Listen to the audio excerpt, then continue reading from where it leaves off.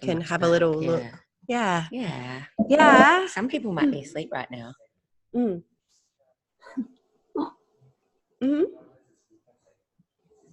Yeah, the speed stopped. Whatever that was. Yeah, I feel like it might have been someone else's like background. Esther, can you hear us? Esther's on her iPhone.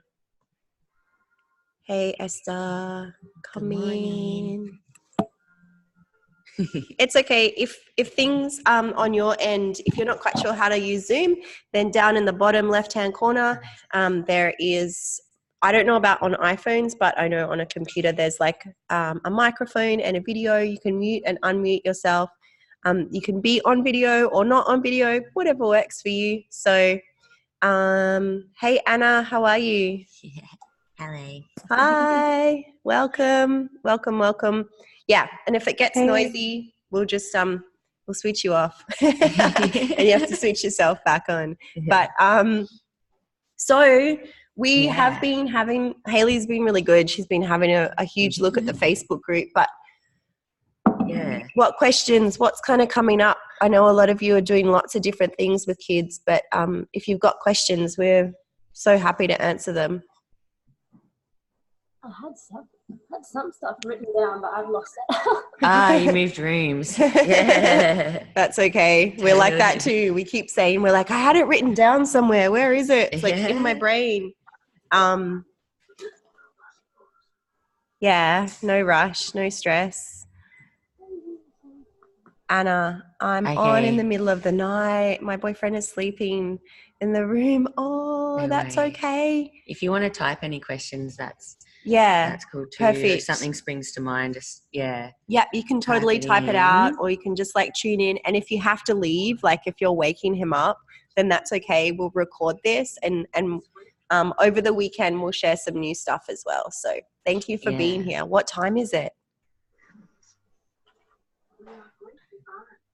Oh my gosh, 2 a.m. Thank you.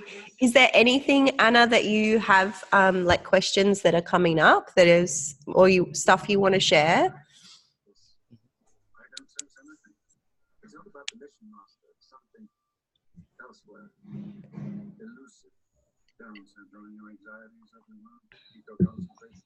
Wait for you to type. No, there's no rush. It's just cash hang. I had a really cool experience actually at a kids' party where I did a show, and I had all the girls cheering along like, Hayley, because one girl started, and that was really beautiful. And then it was just so nice to have all the girls connecting with each other and supporting each other. So like I really thanked them for getting along with each other, and it was just such a cool girl power moment. It was one of those like moments where I was like, they're all cheering along. It was so one of those beautiful moments in life. It's kind of the balance of like all the hard work and all the energy that you put into teaching kids and keeping them engaged, and then moments like that are so powerful. But how did it, did you start them? No, one of the girls, the birthday girl, she so was just sweet. started going, Hayley, and they're all like cheering along. And I was like, that's so cool. It's nice to feel, it's nice to feel acknowledged, because like sometimes kids are like in their own world and their own space, and it takes a certain type of kid or personality to like sometimes acknowledge they might be you. sitting there thinking, I want to do that, but I don't know how. But they were coming at it from an angle of like, go Hayley, yes. It's really sweet. Yeah, it was so cool. And I did the rock, paper, scissors snake game, and they loved it. They just could have done that for 20 minutes. The one in the course? Yeah, the one in the course of the snake where you meet, and where we kept getting the same one in the video. It was so in tune with each other. Have you ladies tried any of those any of the games that we shared in the little circles? It's a paper rock one, and they love it. Like that's the most best game that even adults and everybody loves that game. So I've been doing it a lot, and you could go for as long as you want. And if I ever have a gap, I can just play that game again, and it's great. Yeah, having games where you can kind of step back a bit and just watch the fun is really awesome. Like especially if you're feeling tired that day or something, and you don't want to be like guiding the whole hour, then those games are awesome. Have you tried the hoop swap game? Yeah, I was about to say the clowning, the swapping one. Yeah. The second one that I use the most because they love it. It takes up a big chunk of time. Yeah. Yeah, I play that one for almost 15 minutes sometimes. There's a youth group that I teach once a week, and yeah, we always play that one. It's for really about 15 powerful. minutes. It's Yeah. so powerful for you as a teacher to see the children engage, because that's the ultimate goal. We want them to feel engaged. It's not that we have to like cram in a ton of tricks and, you know, it's like that they are physically and emotionally, mentally engaged with each other socially, and then that we're not stressing out because we don't know what to do next. I think games like that are, I mean, it's sometimes, I don't know if you ladies have this feeling, but sometimes I'll be like, whoa, this game is just taking on a life of its own. It's like 20 minutes and I'm loving it. Yeah, you know, it's like high vibes. Yeah. And yeah, there's nothing wrong with that. Even if we were saying how someone, I don't know who wrote in the Facebook group that it was like they had a plan, they went in with a really strict plan, and then the plan just went out the window. Maybe that was you, Crystal. Mel. Mel. Mel Grogan, and then Mel Keating commented and said, yeah, it's good just to be intuitive. Yeah. Have like lots of stuff up your sleeve because your plan might not work for the situation or the mood of the group. Or she was at a festival. She had a plan and then she realised, oh, I've got to have something different for a festival as opposed to the classroom. Yeah. I mean, that can happen, but it's good to like if you rock up without a plan or without having had like some ideas or games that you know will work for a while, it can be really stressful because the kids, you don't know their energy. They can be all over the place. And so if you've got those good solid things that you feel confident teaching and you know are going to engage them, it doesn't matter if it's a 20-minute game or a, you know. Yeah, especially if they are all over the place. That hoop swap game, like bringing them into a circle just brings focus and engagement back to this one spot, and then they're all looking at each other, making eye contact, and it gives you a bit of thinking time as well. Like you can set the game up, get it running, and then think about, okay, what will I do after this? Or and observe the thinking time and observing the kids. Like sometimes you'll kind of like, it's great to have those big games where you can take a step back and watch what's going on and be like, you know, those kids need a little bit more activity. These ones are loving, they love the tricks or whatever. It just gives you, it gives you a bit of a breather. Heaps of games. What other games have you been doing? I don't know. I'm going to a blank at the moment, but it's okay. I'll try, and depends on what I'm doing, but I'll try and do a bit of tricks, then a game, then a bit of tricks, and a game.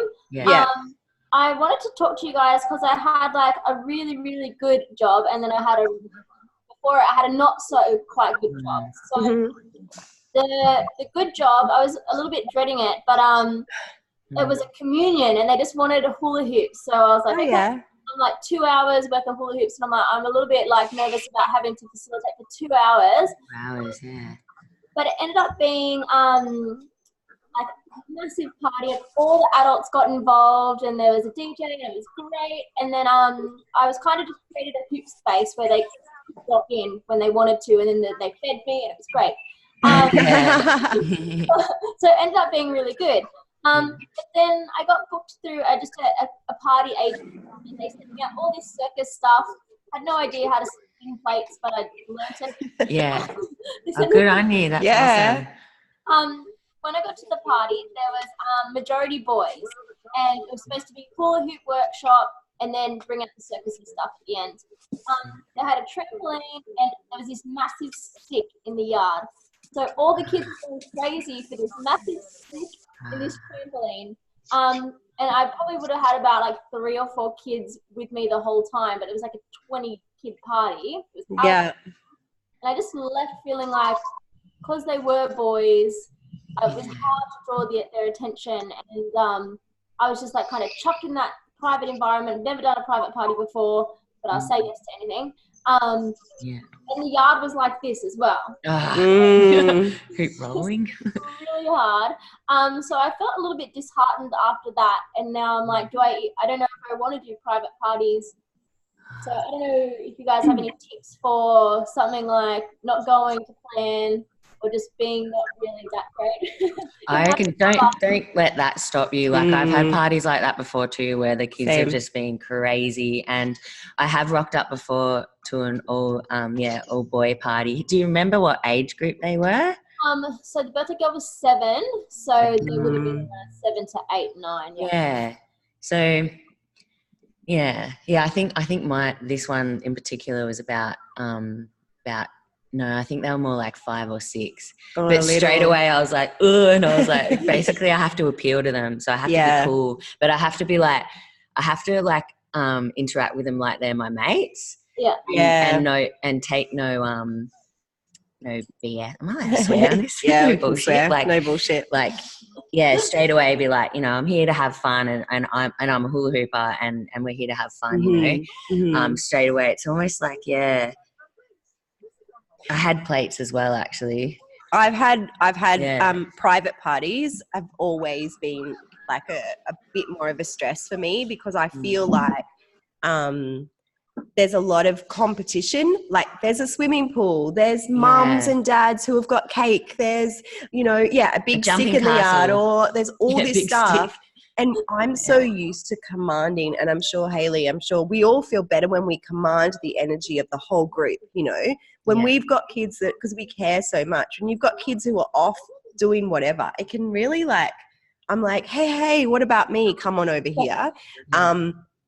And I can think of a few parties, that private backyard birthday parties, that almost like completely turned me off teaching kids. Yeah. But Crystal, also it's really good to be, because there's so many different ways that we can work with children. It's like, do I want to do private parties anymore? And we will question ourselves too. Is this part of my business or my offering or my career with children? Maybe it's not. And for me, I got to a point where I was like, it just doesn't suit my teaching style. I don't like it when the kids are all over the place. It's out of my control. If there's a trampoline and they're not into me, into hoops, like what are you going to do? Sometimes you just can't do it, can't command the energy. And it made me question if I want to do private parties, because you don't know what is going to happen in that backyard. Yeah. I reckon sometimes it's okay to also ask the parents, like if they are being a little bit naughty with that stick, like just say to the parents, look, they're over there playing with a stick and I've been hired to come here and do hula hoops. Is it okay if you just get everyone to sit down or remove the stick? Or I see the stick also becoming a limbo stick. Yeah. Maybe come back as like, all right, if you're going to play with that stick, we're actually going to play limbo. And that's a cool, limbo is one of those games that can drag on as well. Yes. And they're engaged. They just keep going under and under and around and around. You're holding the stick, getting some thinking time together, like how am I going to get this focus back? And also another way to grab attention is music. So I've rocked up to a party before where kids have been crazy and I've just thought, okay, I'm just gonna set up my show, set up my equipment, then when I'm ready, music on, because then kids are like, something new. And then I'm like, ladies and gentlemen, come and take your seats, front row seats, and really commanding that energy and getting them to sit down is good, because otherwise they're running around. And even asking the parents and just being like, look, is your child sitting down? Make sure I just get the parents to come in as well and do their job as well, because you've been hired to do a job, and they would want that too. They would want your activity to succeed. Yeah, and also that feeling of leaving, because you can have so many good jobs and you're like, I was in the flow, the kids were with me, this was I went to plan, I got creative while I was in there, everything was in flow and I loved it. I felt so great. I leave there feeling high vibes. And when I leave a space feeling less than that, because it's such a contrast, it's like, okay, it was still a success. I'm going to look at, I'm going to reflect on what went well, what didn't go well, and then kind of just, let it go. Let it go. I reckon, don't give up, or maybe do a couple more and then decide. But I still have had some bad parties. Oh, yeah. I've been doing it for a long time, but it's good to reflect and, it's not you either. It's just kids are crazy and it's a party and they've all had sugar and there is a stick there, and But with also appealing to boys and girls, I think having tricks that are a bit more like maybe like that slam dunk trick or like DJ or like robot or doing some moves that are a bit more appealing to boys, and then they realize, oh, actually this girl's cool. I'm going to listen to her and I'm going to have fun.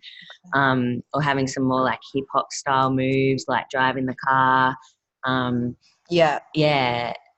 Finding those tricks that do like the kick up, the magic trick. Boys love the magic trick. They love rolling the hoops. They love the backspin, hoop wings. But now you're a instead of saying butterfly, I say dragon or something. Or airplane. There's an airplane going in my head now. What else did I write? And I did have one of those situations recently where I rocked up and it was on a hill as well. It was a boiling hot day. There was a jumping castle. There was a water slide.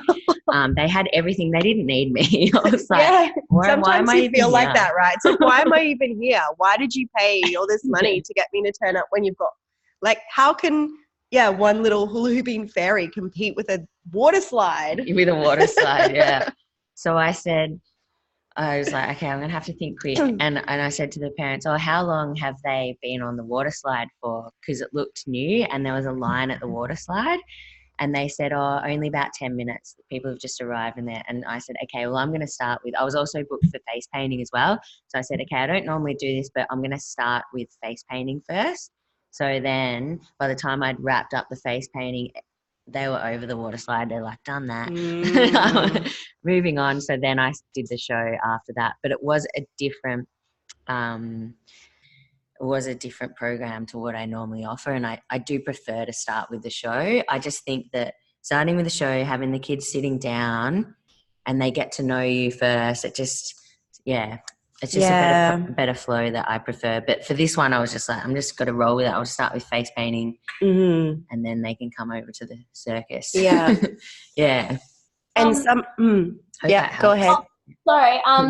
So I can't think of the name. I just quickly tried to Google it, but there's an online game that all the boys are playing, and they used Rachel Lust, one of her combos, and incorporated it in the dancing thing in the game. I can't remember the name of it. But, whenever I like talk to the kids about that, the boys, they think it's really cool. So I know what you mean. It's a video computer game, and it's is it called like tomorrow, yesterday? So it's like one word, right? I have no idea. All I know is they used hula hoops in one of their characters, and it's where all that like super crazy, I'm just like dancing about.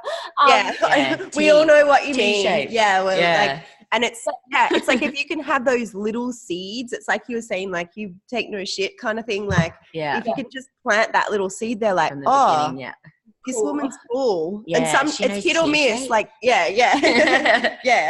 It's like sometimes it's a song, sometimes, and it's like I've been in situations where I'm not like desperate to be friends with them, but it's like I've got to crack this crowd, and it's like can be sometimes they're like, oh, I don't know who's a rapper or something, and I'm and then I've got no idea. I'm like trying to be cool, and then they're like, oh, they love you, and then I think like, oh, phew, now it's going to get easier because like we've made a connection, and it's like when I used to teach primary school, and I taught in some really tough schools, and the boys were, I mean, we were trained in physical restraint. Like it was insanely hard.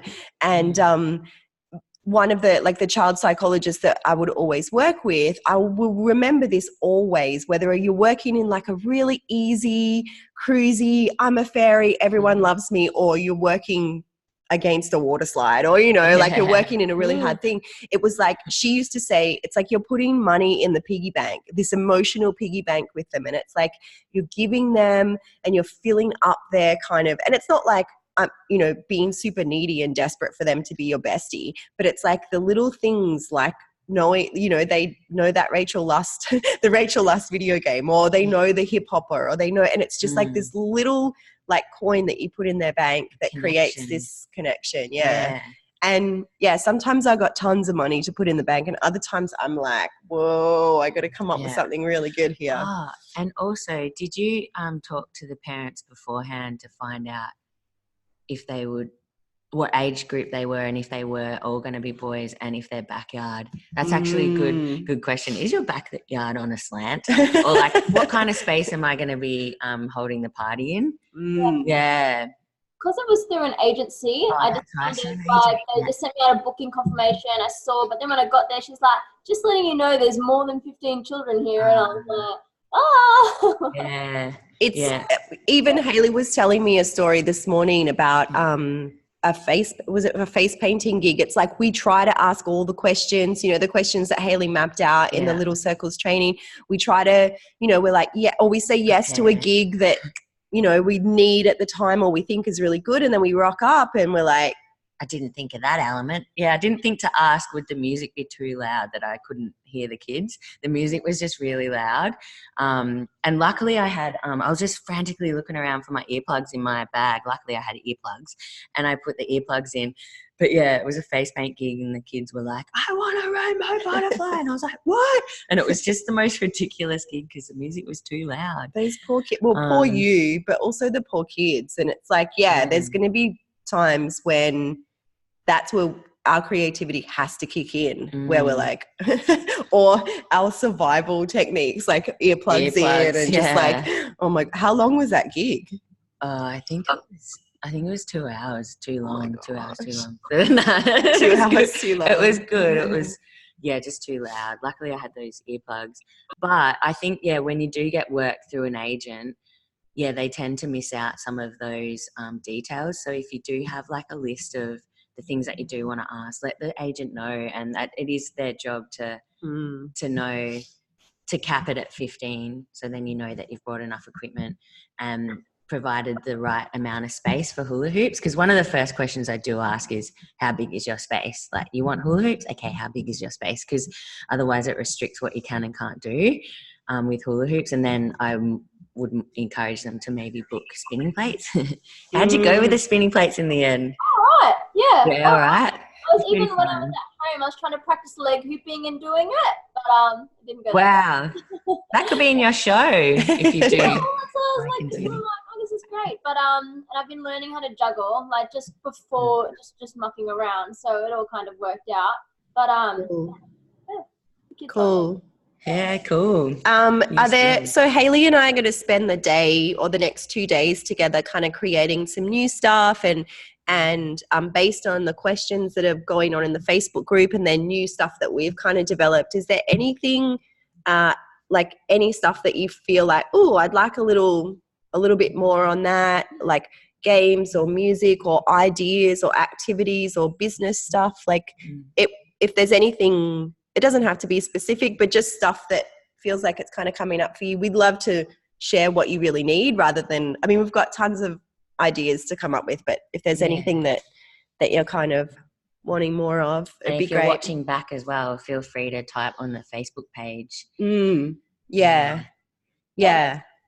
I sometimes find if I'm teaching a child to waist hoop, for example, and they can't get it, and then I'm like getting to the point where I'm like, just keep trying, but I don't actually know how to, like, I can watch them and see what they're doing wrong, and I can tell them, okay, you need to do this, but if they're not listening, what do I do? Like, how can I, like, they're not taking in the information and executing it, either they or they just can't do it. So just certain ways to maybe deal with a kid that can't get a trick, or and how to kind of deal with that situation without singling them out. I don't know. I don't know if you guys can help with that. I'm going to write that down so that I remember. If they can't get something, or just troubleshooting kind of ways. Like, I know there was a really good little PDF of all the things, different things you can say, like, you got it, oh, you're doing really well. Maybe sayings that you can say to, like, uplift them even when they're not achieving it. It's a tricky one because it's like you want to give them lots of attention. You don't want to single them out. You don't want to leave them, but then you don't want to some even adults and children like want to draw a teacher's attention in, and it's like, well, I've got to really balance. And sometimes I'll just gauge, like I'll try to really connect with that kid. And if I've given them things and they're not listening or whatever, it's kind of like, and if I feel like I need space to go and check with the other kids, I'll be like, okay, here's what we're going to do. You're going to try it 10 times, whatever, anyway, whatever happens, you do it 10 times. I'm going to go like do my thing and I'll come back and check in on you. So it gives them some self-direction. They have to do it without me being like, oh, because some kids feed on that energy, which is great. It's like, but if you feel like you've hit a wall with what you can offer them, a great teaching technique is to be like, you need to self-direct. Of course, I'm not going to say that, but I'll be like 10 times, or like, what's your favorite number between 1 and 20 or whatever. You're going to do it that many times as a practice because you're training, because you're in the circus or whatever. I'm going to go do my thing and I'm going to come back and see, I'm going to check in on you, because then they have to like self-regulate. So that's one way, if that feels like it's something that's awesome, that they can, if they're drawing in your energy too much. And another way is to, and this happens for adults, it happened for me in my learning experience, is to completely forget that trick, like just for a minute. Do something that you feel really good doing. Try a trick that you really love. And we'll circle back around to it. Back to it. Yeah. Jugglers say that, like, if they're doing a trick and they keep dropping, then they have a break. Otherwise, they'll create pathways in their brain of stuffing it up, and then they come back to it with a fresh perspective. Yeah, that's a good idea. Yeah, swapping to another trick. Sometimes, you probably tried this, but getting them to spin so it sticks to them. You probably tried all that. But sometimes I'm just like, yay, like you're doing it because it's gone around your body 3 times and then it dropped. Yeah. And then try and get it to go around 4 times and then it drops. So mainly do that with younger kids. Like they don't get to the point where they keep the hoop up. But if we all do it at the same time, ready, set, go, yay. And then they can at least get the feeling of it moving around their waist, and then it drops. Like, but I still like celebrate that. I'm like, yay, we're doing it, like, because it's spinning. Totally. Especially lower the expectations, but celebrate the tiny little wins. I think is like, because some kids won't get it. And I even say that, or even with adults as well, is like, oh, this trick took me ages, but I never give up. Like this one took me ages, but you'll get it. Yeah. You'll probably get it when you least expect it. Or like, I'll kind of tell them if it's just a one-off party, I'll be like, I bet like the next time I come back, I'm never coming back, but the next time I come back, I bet you'll be getting this, it's like this future projection of their skills, to give them the confidence. But it's just kind of like, and it's interesting. You can have 15 kids and they can all have a different kind of learning path and personality. So it's like, I think of it as like bouncing off all of my different friends and connecting with different friends, because we're all quite different. But everyone loves to be celebrated. It's like, hey, Lee. It doesn't matter how long we've been teaching. And we said this last night. We went to see a friend who, we think is super cool, and she's an amazing singer and guitarist. And we were like, wow, she's so epic. And when we were leaving, like, we gave her heaps of praise and sent her messages, because it doesn't matter. Everyone loves to be loved. Everyone loves to be honored and adored. And you can never hear that too many times. And it's not like we want to fake it with the kids and be like, oh my gosh, you're so amazing. Like, it's like real, authentic, like, you're killing it kind of thing. And just authenticity, I guess. Anna is writing. I'm doing lots of jobs where I am starting with a hula hoop performance and then have a circus jam where I go around and teach juggling, hula hoop, spinning plates, flower sticks, and Diablo. Cool. Fun. In a space where people come and go and stay as long as they like. I would love to integrate some games into this, to have some moments in the jam where I focus attention again to get something collective and fun. Yeah, cool. Do you have any ideas on how to get the attention again in a situation like this, and what games would fit? Yeah, that's cool. Yeah. I think I talked about the spotlight moving around. Okay, I'm coming around with a spotlight and I've landed on Deanne, and then Deanne shows off her skill. or getting everyone to sit down and doing that. Mm. But music is a good way of Mm. getting attention to then give your instructions. Mm-hmm. So like turning the volume down so then you can be heard, and then being like, ladies and gentlemen, we're going to play a game, or we're going to do something new. Yeah. Or you could just like pre-set up all the hoops like a snake, and then turn the music down and say, yeah, that's a good one. I take inspiration from street performers who are often, or busking, who they're like, oh, they're just, you know, floating around, and then they want to command attention. And I've seen in Europe and in Japan and in Australia, I really like that kind of energy sticks in my mind, where it's like you got this whole bunch of stuff going on, people walking by, and then all of a sudden you want to command the energy. And one of the things that I saw, which you can use with hoops as well, is that they would bring out this big rope and create this circle. Cool, yeah. And it's like, okay, now there's a shift in the energy. It was really flowing and freestyle, but now get ready for the show or get ready for the tricks. Yeah. And one thing that I do is like, right, I need everyone to help me put these hoops in a circle. Cool, yeah. And so it's like, okay, you know, something's about to shift and change. We're getting everyone jump in a circle, and then you've got people in a circle if that's what you want, or like a half circle or a line or whatever. So you're mapping out space physically. You're shifting the energy from jam, flow, freestyle to like, you know, something's happening. Now I need to command your attention and right. Yeah. Everyone roll up, or in 3, 2, 1. And now we're going to start the game called the Hubier, or So it's like a real shift. Does that kind of help a little? Like creating space, shifting energy, using music. Using the music so you can be heard. And walking around space like, right, everybody lining up. Yeah. And then what games would fit? Yeah, that hoop swap game would be good.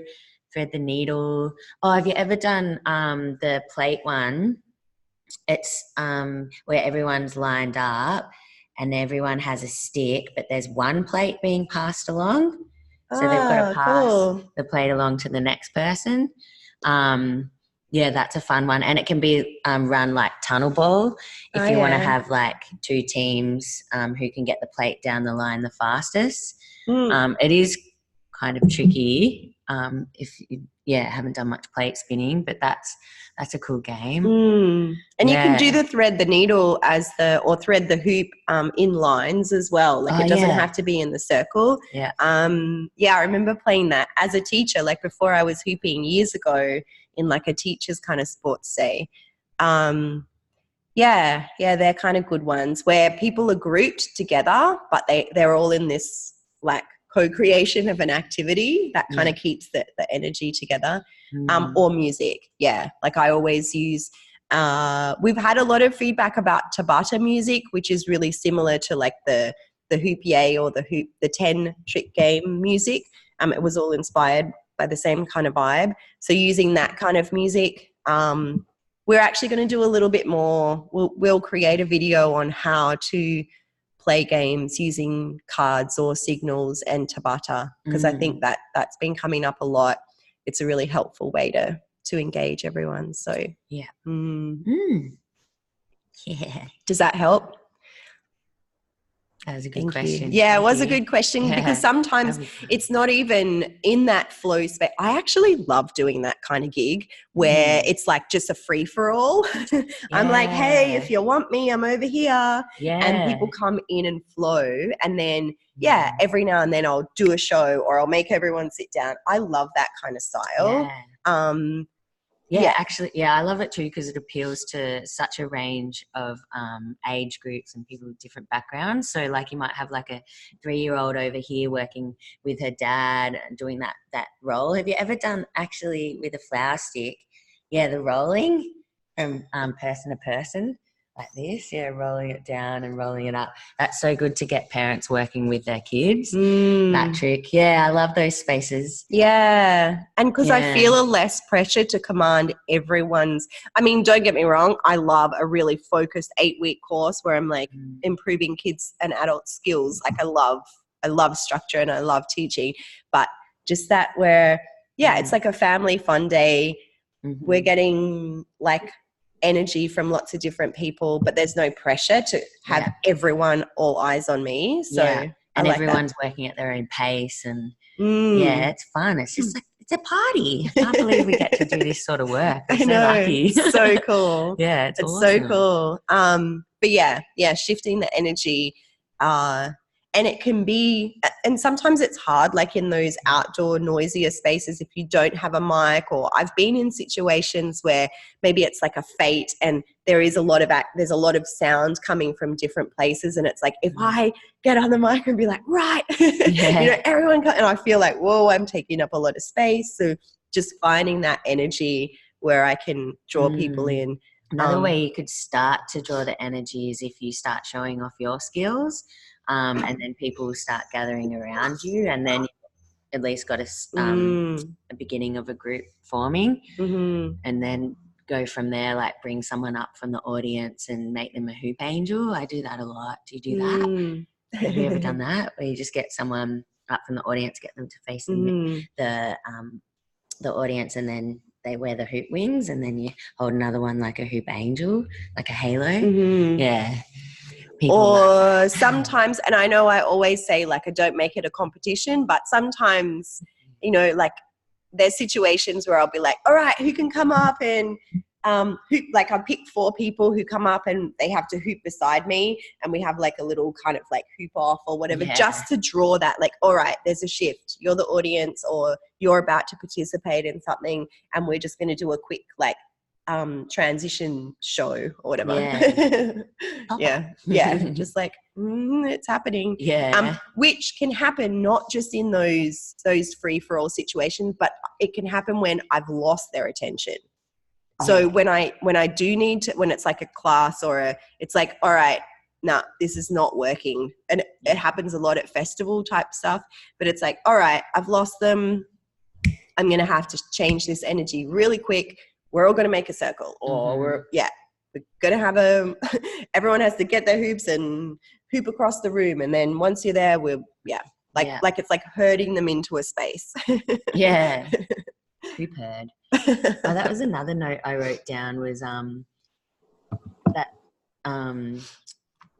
the parents, it was another kids' party, just hula hoops for an hour, and they wanted me to do a routine with the girls. But this time I didn't really, like, I had a hoop flow and I just repeated it for the whole song, but it wasn't like 4 of these, 6 of these. It was just everyone copying along, and then I changed to the next trick and everyone slowly copied along, and we weren't all in time, but it worked. So just like if you're wanting to make a routine, it doesn't always have to be like set counts or set number of times that you do a trick, because everyone's moving at a different pace. Just kind of making it up, like okay, now we've been doing the weave for long enough, now we're gonna do that. And it was simple, so then everyone could grasp it. But they're also like waiting for that next, like practicing, they're in their body practicing that trick and then waiting for the next one. We just did it till the end of the song, and the parents had the iPhones out going, this is awesome. And it was like, it looked like we were doing a routine, like we'd been rehearsing all term, but like we were actually just having fun. Success. That feels so good. It's like teaching flow. I love those moments. Cool. Yay. Anything else, ladies? Amazing ladies? I have a question.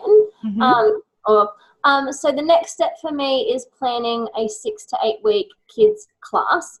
I've written one up because to apply for this thingy, I had to write one up. But I'm actually really scared. So coming up with like my adults classes, we just do a bit of combos, a bit of tricks. But with the kids, I'm going to add games, obviously. But would you, like a normal child's dance class, they will learn a routine all term and then perform it at the end. So that's something you guys do, or because I'm not confident in dancing, say, a routine, having the kids perform it. Do you suggest that I just do it like my adult classes, but a little bit more fun, or whatever? I reckon. Is the expectation that you do a performance? Do you have to do a performance?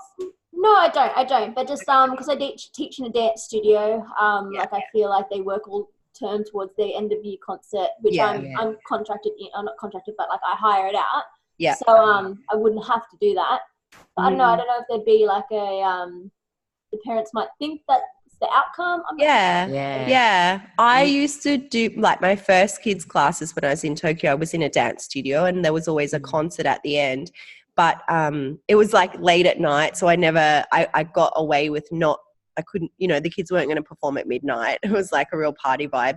But the parents did, because it was a dance school, they did expect. So they would just come at the last class and we would show off a little performance, but it wasn't, for me, super choreographed. What it was we would train like the chorus, but then we would have like a freestyle bit where each child went forward and showed off their tricks. And then when the music changed, or I can't remember, like I clapped or something, the kid would come back. So each kid would get to show off and the parents would love it. And then at the end we had like a formation. So it wasn't a whole song. But I know some teachers do prefer to do a really choreographed whole song. I've seen some of the Hoop Love coaches do that really successfully in schools because that's what they love doing. I know there's a few teachers that I can think of that have videos up if you want some inspiration on like full choreographed kids stuff. But for me, I'm kind of like you, Crystal. Like I preferred to kind of do the games and do a lot of activities and then just have a little bit structure, but a little bit freestyle, so the kids could show what they've learned, but not be in a really like stressful choreographed situation. I don't know. Because I think with hula hooping compared to dance, like dance is on the beat, but hula hooping tricks from person to person doesn't always link up with the beat and the speed. So I think loosely choreographing something and let go of it. Like if you don't want to do dance-based stuff, don't. Just do circus hoops or just do hoop dance or whatever your flavor is. Just stick with what you love, because whatever you love, other people will love. Do you know what I mean? Like create something that you really like to do yourself, that is going to appeal to the kids, and then they'll love it too. And I think that structure that you're using for the adults is great too. Like bit of tricks, bit of combos, and then a game like to finish with, or a game to start with or something, and building up their skills over the whole term. It sounds like and recapping. It sounds like you've got a pretty good command on the kids, like to chop and change, to mix things up. And that's and I would say also with a course that's continuous, when I think about a lot of like I used to do after school care, so we'd do 7 weeks, with a different school every day. Repeating games was a lifesaver. So I had no shame, and actually the kids love it. Like once I knew what games they really loved, or I would repeat them every single week, and you can change the variables of games, like if I was bored or if I thought they weren't being challenged enough, I'd still use the foundational structure of that game, but I might be like, right, this week we're going to do it, I don't know, something else extra fast, or we're going to do 4 new tricks that we've never done before in it, or something like that. So, but still use that same structure. And kids are, I know even from primary school, like kids love repetition, and it helps them to, so sometimes we think like, I have to have a brand new plan every single week, and to keep it flowing, but I would put threads of repetition. So it's like you play the same warm-up every week or whatever, and that helps you with your planning, and it also helps them, because it's like I was saying the other day, I went to a really hard hip-hop class. It was way out of my league, but all the other women in the class had been doing it for a while, and they were super into it and successful, and they could keep up because the teacher taught repetitively. But for me, because I was like, I'm never coming back again. Repetition. But if you kept going, then if I did it every single week, the same thing, I'd be really good at it. And also, like, is it a 6-week course, did you say? I can kind of choose whatever I want. 4 weeks, 6 weeks, 8 weeks. It's all in my own thing. So I just once I've got it together, I put it out there and see who signs up. Cool. I recommend maybe waiting until week 3 to start teaching the routine if you want to. So like use the first 2 weeks to gauge the group and find out what tricks they're really drawn to and which ones they're not, or which ones are going to look good in the routine and which aren't going to work or something, and then get a feel for it and then introduce the routine. So then it's less pressure for you and you can get to know everyone. I do that with the Hoop Army actually. The first 2 weeks we don't start learning the routine because I want to get to know the group and where everyone's at, and then we start learning the routine. Yeah. Does that make sense? Yeah, no, it does. Yeah. And also, what age brackets do you guys suggest for teaching classes? Because I wouldn't want a 6-year-old to be with, say, a 10-year-old. Nah. Level. Yeah. But then some 6-year-olds are like, awesome. Yeah. I know. It's a bit tricky when you're doing that kind of private thing where it's not like, Not the in school's school. already sorted it out, or it's a party of 8-year-olds. Yeah. It's a bit of a challenge, but I just always stick with kindergarten, early primary, late primary. So same. like 9 to 12. Yep. Like 8 to 12. Yeah. But then if you've got the flexibility where you might have a 6-year-old that's awesome, if you've got 2 classes, like one early primary and a late primary happening at the same time, I don't know if you have that luxury, but maybe after the 2 weeks you could say to the mum, look, John's awesome. We've got to get John in the other class and then swap him across. Or something. Think about, Flexibility, but Yeah. And sometimes it's about like kind of knowing the audience. Like if you're marketing a class, or if you're setting up a privately run or independently run class, and it's like, what is the bigger audience? You know, are there lots of little kids in that community, or are you more kind of likely to fill your classes with that older age group? Because sometimes it depends, you know, if it's like this pumping, thriving community with a whole range of kids, then you might feel confident to mix them up. But sometimes in my development of what I want to offer, I'm kind of looking at what's going to have the most interest, what age group's going to have the most interest. Okay, cool. That sounds exciting though. Yeah. There's a lot going on. Yeah, good on you. You do have a lot going on. I really want to just acknowledge you and congratulate you, because you also jumped in on the adults conversation yesterday, and it's like, you got a lot going on, and all of these questions are really, really valuable for you, like to be able to show up and ask these questions. But then it's also really valuable for others to be inspired and see like, there are many variables and there are lots of decisions that go into it. I also like that you're kind of testing the waters and deciding what is right for you, where your special sauce really does lie, what you want to align with. Because sometimes you have to test it out first to know. Definitely.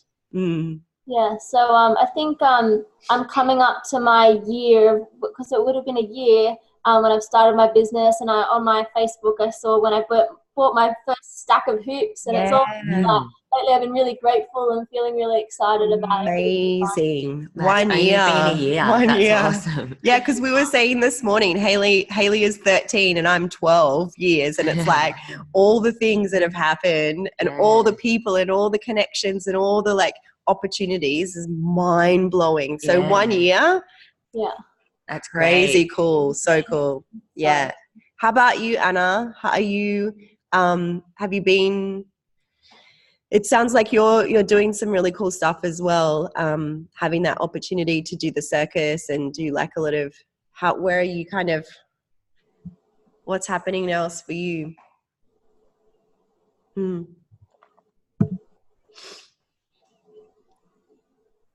It's really sunny and beautiful here today, and I keep being like, we should go to the beach. 7 years, you've been hooping, and opportunities have kind of changed and shifted for you. Like, have you been traveling around, or you just stayed in that one area? Yeah, I know, and that's the thing. Like, it's taken us. Oh, you went to Brazil. Wait, what? You love Brazil. Bought a poly paint. Change your life. Totally. It's like changing up the little variables, or going into a new community, or like Crystal having the courage to I don't know, work with an agency or create a class on your own, and just like it can shift everything. And look, some things work and they change your life, and other things you just got to let go. You're like, okay, I did that. It was an experiment. It's not me. And that's okay. And that's okay. Yeah. Yeah, I remember when I got a Polypro hoop and I was like, what? Like, you could hit yourself in the head and it wouldn't hurt. Not that I did, but like, Polypro hoops, you can spin so fast. Right? Such a different vibe. They were Such a so different heavy feeling. and old school back in the day. Yeah. I know, it makes me laugh sometimes because like a lot of the adult teachers will be like so confused as to what hoops to put into their stack. And I'll be like, we didn't have a choice. Like, we basically had the one pipe and it was heavy and clunky, and everyone learned everything that there was to learn in that kind of time frame of hooping with that hoop. And now teachers are all stressed, like, do I have 3/4 inch? Do I, have bright pink, or do I do that? And I'm like, whoa, it's so a whole decision-making process. But a hoop for every occasion. Yeah, totally. And I think a lot of teachers spend a lot of money because they're like, I have to have a stack of Polypros, and then I have to have a stack of like on-body hoops. And cool. Yeah. Amazing. Well, if there's other questions, let us know. Otherwise, we're going to go and spend some time creating some new content and answering some other questions. And let us know how you're going. Anna says, I work in a small circus company now for 3 years and do lots of stuff with kids. And I'm also soon a children's yoga teacher. That's I'm also learning magic tricks. You two need to hang out. Love to learn how to make magic moments with kids. Yeah. And I mean, it's like this endless kind of continuously growing the more that we open up to it. And I know, like Crystal, we spoke a little bit yesterday. It's like, it can be a lot of energy. Like, it's like, it can be hard work, but also, it can be magic to make those connections and to bring it's like stuff. Definitely teaching kids brought in a whole bunch of new stuff. Like, I never did poi or spinning plates or any of those things, but it was through teaching kids that I realized I wanted to, branch out. And because I was a hooper, that kind of stuff came a little bit easier. So I got the opportunity to do things. Not magic. I want to see your magic tricks, Anna.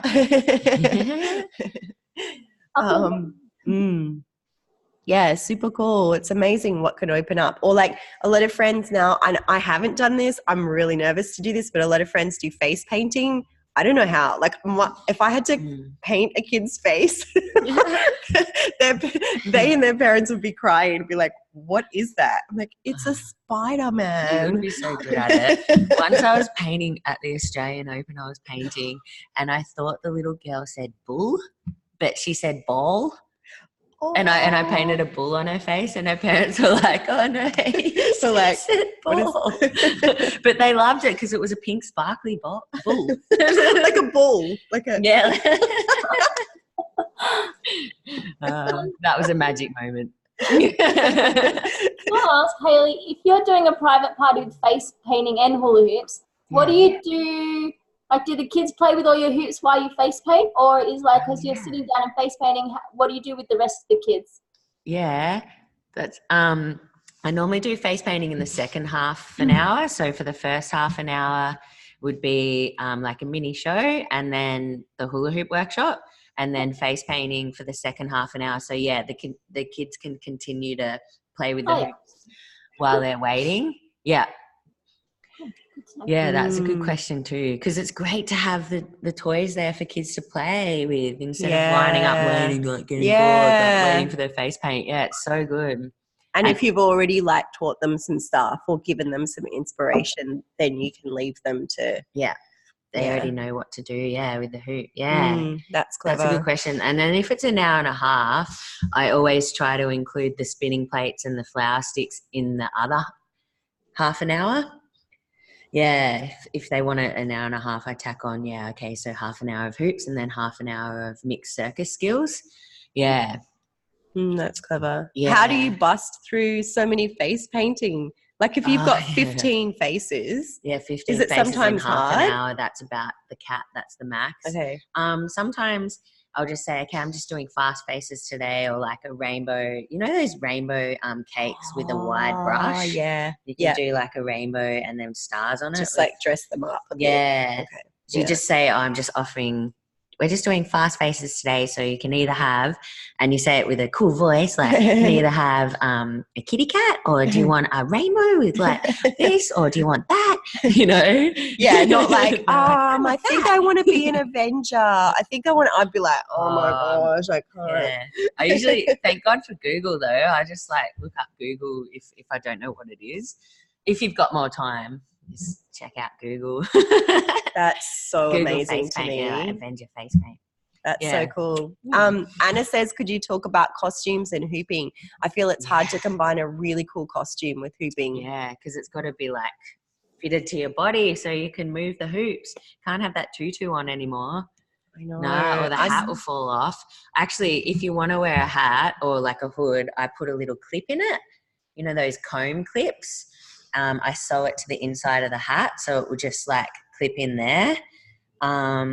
Or like a little bit of elastic. Lately I have just been covered, like doing a onesie. Well, it's starting to get cold in Melbourne, so like I like to wear onesies, and also for corporate gigs then I'm covered. Yeah. I've been using stockings and putting shorts over, like just try and make it a bit more child friendly. So I've got bits of costumes from all my other stuff. But the kids' parties, I know I just chuck on a pair of stockings, say I'm wearing like a jumpsuit, stockings, and then I'll colourful shorts and just as many rainbow layers as I can. Yeah, colours. And putting a t-shirt underneath a singlet, so then I'm completely covered and But it's always pretty tight, but yeah, that's fine. Yeah. Yeah, but it has to be fitted to your body to be able to do the hoop tricks. Yeah. Which is totally fine. But yeah, I think being covered is good. Yeah. I don't have my midriff out usually. I would do the same. And I used to with the layers just kind of, sometimes I did wear tutus, or I did because I had some made that were really gorgeous and I loved them. But I would wear leg or tights underneath with like high socks, and then maybe like a really fitted, like a tank top, and then like a sparkly waistcoat over the top that I'd pin in. So nothing is going to be like fly. It was all like pinned to me, which meant I was not going to the toilet at all. Like there was no peeing in these costumes because they'd be like all, pinned together. But it meant that I could just feel really confident, and that's why the onesies are good too. I could just feel really confident and free, and there weren't bits flying off me or stuff that like a headpieces I would wear just to make it a bit more sparkly because I got no hair and fabulous, but I knew they'd always stay on. Yeah, like a big bow, but then use bobby pins to pin the elastic down. I used to wear wigs all the time, but then I got sick of I just got sick of it sometimes, like because I would have to put so many bobby pins in my hair. But if you're doing a show, it does help. Like if you're doing wigs were always really fun because the kids would always be like, "Is that your real hair?" Yeah, and I'm like, "Yes." And I've got this hair, I've got no hair underneath, and they're like, if they saw what my real hair was like. But because also it made me feel more like if I had a really cute pink wig or something, I just felt like I was in character. Yeah, it's instant character. Yeah. If you want to wear a wig, I reckon wigs look awesome. Yeah. And actually sometimes I do wear this circle skirt with a tutu, but I do it when I'm mainly doing the spinning plates and flower sticks and minimal hoops, like not much hoops at all, because you can't bring it up from your knees. But I just then adapt the tricks that I do. So I still do one on my knees, but I step out of it, do the step out. And you just have to change the tricks that you do. Yeah, can just Costumes be a little bit. Fun, though, so fun. Does that answer your question a little? Does that give you? Yeah. Cool. And I find putting the costume on gets you in the energy of work mode as well. Yeah. Yeah. Like putting the costume on, putting your uniform on. Totally. And I do know some teachers who teach more at schools, like during the day or after school care, where they're not getting dressed up to do a show, but they're still going in, and often they'll just have like a certain color that they like wearing. Maybe it's like a bright pink or, but it's it's a little bit more like, I don't know, circus casual, I guess. Activewear. Yeah, like activewear. Colourful. And some of the teachers prefer not to, like you were kind of saying, Crystal, they prefer not to wear just leggings or just, you know, like what we would wear down, I don't know, at the gym looking like a Kardashian or whatever. You know, it's not that kind of vibe. It's more like, yeah, they'll put some shorts over the top. I used to do that a lot. Like I would have rainbow leggings and then I'd have like red shorts or purple shorts that went over the top. I used to wear a skirt over the top a lot, actually, yeah. Just to give that, I don't know. Yeah. And a big T-shirt sometimes. Yeah. We could talk about costumes all day. You should see Hayley's costume rooms. Oh my gosh. They're amazing. She's got like a whole, lots of costumes. So many costumes. Some of them aren't practical, yeah. Yeah. Yeah, that's it. It's like they don't. But even times, like there were times when I would just wear completely not at all practical costumes because I just loved them, even though they were like all over the place. But that's more for like roving and, you know, being fabulous rather than like teaching. And my new space costume has like shoulder pad epaulets, but it just meant that I couldn't do certain tricks. So I just had to change things, be like, okay, I'm not really doing neck hooping for this one because it might hit there. I'm not really doing shoulder hooping. Sometimes you just have to change your tricks, to fit your costume if you really want to wear those epaulets. Yes, want to be fabulous.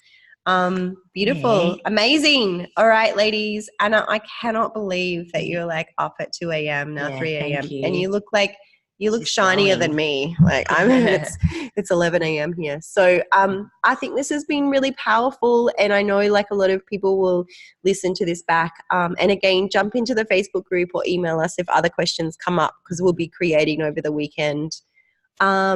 Yeah. Thank you. Yay. Thank you so much. Have a rad day. Thank you so much for being inspiring, powerful, incredible leaders in the world. Kids need more of it, and adults are inspired by you too. So totally spread the hoop love. Yes. Thank you, ladies. Thanks for coming. We'll see you soon. Bye. So cool. Super cool.